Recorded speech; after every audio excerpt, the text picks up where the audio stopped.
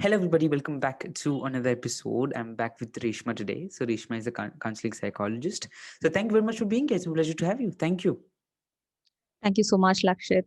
It's my pleasure to be here. It's my pleasure, first of all, to have you. It's kind of yours that you join in here for today's session. So, Reshma, before getting into any kind of discussion or speaking about any other thing, it would be great if you could, take us and let us know what do you do and about your work and about your achievements and all. It could be great. Right. So, like you mentioned, my name is Reshma and I am a counseling psychologist. I did my master's in psychological counseling and I've been practicing since 2 years. I work with kids, adolescents, and adults, and I'm also a therapist. I take therapy sessions online under MindFit. So, this is about who I am and what I do. Okay, great. And how do you think, we know the dictionary form of what's mental health, and people say it's something you do and it's you being mentally fit and that. But how do you personally and really define into your own words what's mental health according to you, and how would you define that? Okay. So mental health, according to me, is the overall, well-being, which includes social, psychological, and emotional, right? All these three factors combined. It is also not merely the absence of a mental illness. It is, how a person can function in his day-to-day, life, how productive he could be, how he handles stressors in his life, how he handles relationship, sudden changes in life. So how well the person adapts to all these changes and how well he can cope up. So all of this constitutes what mental health is according to me. Okay, great. And let's get in the topic. And the first question which comes into my mind is what's if you could take us to today's topic and what you're going to discuss about, if with a brief note, and take us into that. Yeah. Right. Okay. So, what I want to talk about today is, we all know that mental health has gained a lot of awareness recently, right? But along with that, a lot of, miscommunication and wrong information was also spread. For example, a lot of people think therapy is just talking or just like being a friend, which is not something that happens in therapy. And second, a lot of social media, a lot of videos come up where a lot of motivational speakers say that just let go, you're strong, you just need to be a little more stronger, just need to let it go. It is difficult to let it go. So these motivational videos also don't actually work, and it is Yeah. difficult to let it go. That's why they actually need therapy. And I came across a lot of videos and influencers like this who came forward and said, talk to me, I'm available, just free please be free to just contact me, you can talk to me, though they are not trained therapists.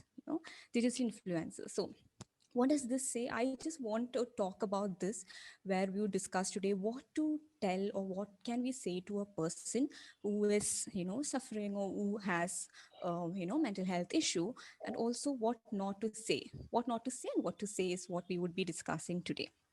And I will start with what we should not say. What can we not say? So there are a lot of don'ts, right? So we starting with, we shouldn't minimize or dismiss the feeling of others, is what I would say first. So whenever a person is sharing something, we should not ignore their feelings or make it sound like it's not very relevant, or it's just some small thing that they're feeling. Like we always use, you're overthinking, you're just overreacting, you're just stressed, calm down, it'll just go away, or just don't think about it, or this is just that you're worrying and this shall pass. So these are some things that we usually without being aware, we just say this. Mhm. And this is something we shouldn't, right? It is kind of minimizing their feelings and denying something the other person is feeling. And also we say that you're stronger than this. calm down, stop worrying. So these are some of the suggestions that we give. So Hmm, usually when a hmm, person hmm, shares something, we usually give a lot of solutions or suggestions. What we think in our mind is, what can I say, what reply can I give to this person? And there comes a lot of suggestions like practice yoga, go meditate, do exercise, you know all of this, push yourself a little more, put in effort, you will get over this. So these are some of the suggestions that we give, which will also not make the other person feel better, is what I would say, right?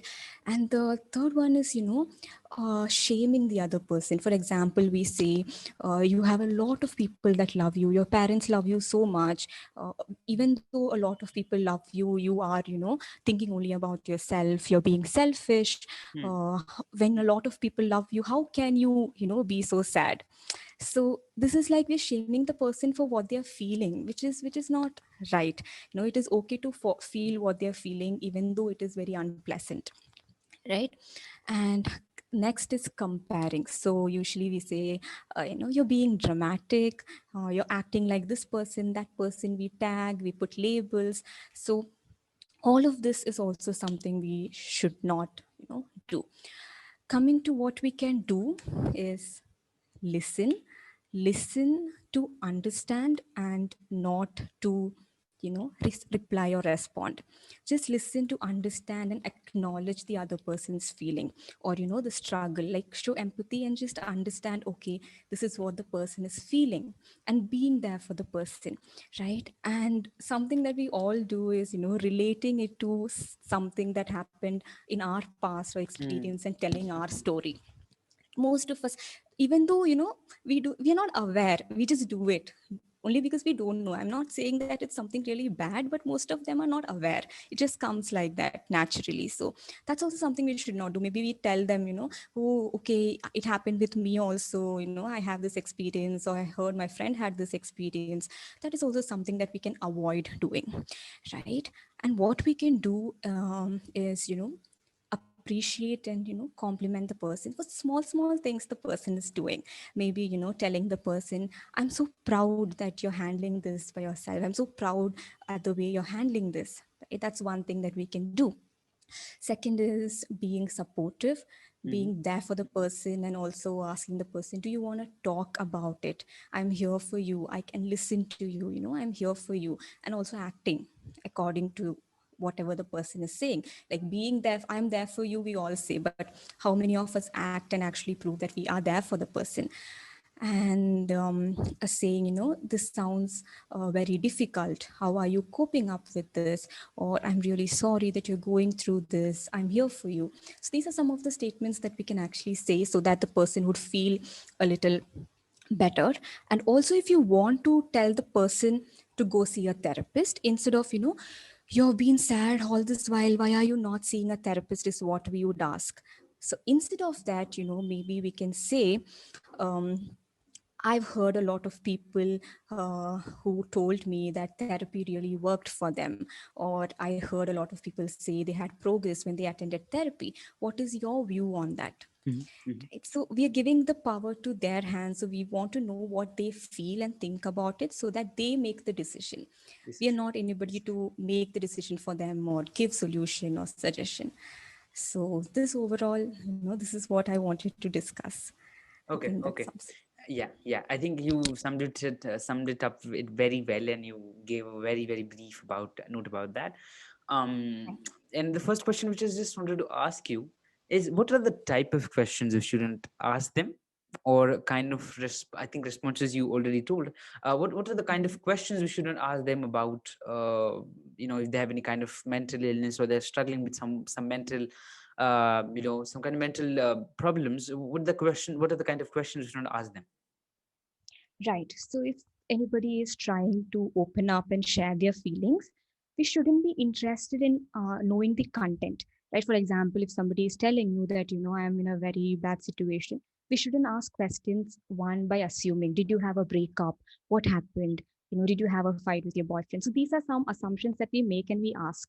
Instead of listening to what they have to say, we assume and we ask questions first. That is something we can avoid.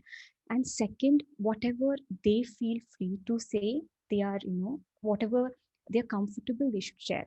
We shouldn't ask, dig into deep, and look into the exact problem, or keep asking them questions that would actually make them uncomfortable, right? So whatever they want to share, we should let them share. Instead of asking a lot of questions, what I would say is just be there and listen to the person. Just be there and tell the person, if you want to talk, I am here. If you want somebody to talk to, I am here. And the person, if the person starts sharing, just be there, acknowledge the person's struggle, tell the person that, it sounds really sad, you're going through a lot. I Mm, mm. understand you're going through a lot and it's a very difficult situation for you. I can totally understand that. Is there anything, that I can do? I want you to know that I am with you, right? So these are some of the things that we can actually say and avoid questions, Okay, okay. right? And I think you covered up also about solutions. But just I want to understand from a point of view with the person who's suffering. What are the kind of thoughts when the person is struggling? How does mind reacts? And I would not say it as symptoms, but let it take it as symptoms. Like what kind of thoughts and how does body feels when you're mentally ill, or there's some kind of what happens in your body when you are suffering with something? Right, right. So mental illness is a state or a condition where, your emotion, your thought, your mood, and your behavior gets affected. It's a state of total, distress, and it affects your daily functioning as well. So for a person with mental illness, it can be anything. For example, if a person is, feeling anxious or is suffering from anxiety, then you would have a lot of racing thoughts, right? Racing thoughts in the sense a lot of assumptions which the person makes. Even though the person is good at something, the person feels that, the person is not. Like, what if, I fail at this, or what if this can go bad? Even though there are no realistic things that this is going to go bad. It's all your thoughts, assumptions. You assume to the extreme where, it is not relevant and it's something irrational, right? That's one. And coming to your mood or your feeling, you would feel distressed, you would feel very demotivated, you would feel lonely, you would feel sad, worried, stressed, all of that, different feelings you might experience, which is very unpleasant for you. And behavior wise, there'll be tremendous changes in the way you behave, right? Either you overeat, you might not sleep, either you oversleep, or behavior wise, you might get angry very fast, you might always want to be alone, right? And you might cancel plans last minute, you might do a lot of things, right? Behavior wise, there would be a lot of changes.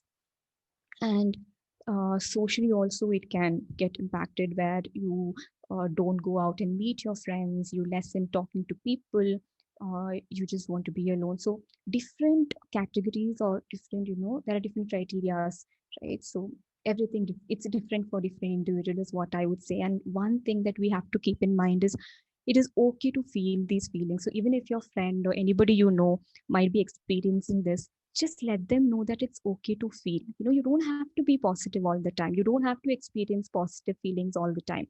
It's always okay to experience negative feelings. Just acknowledge them, and don't ignore them or suppress them. Just know that, I am sad, and Mm. I will, go through this sadness. It's okay to be sad. I am sad because so and so happened. Let me become aware or acknowledge that sadness, and I'll go through it, right? So that is what we can do. Okay, okay. And I think you covered up a lot of things, and I think the discussion is at a great point of that, and I think we reach at the end of that.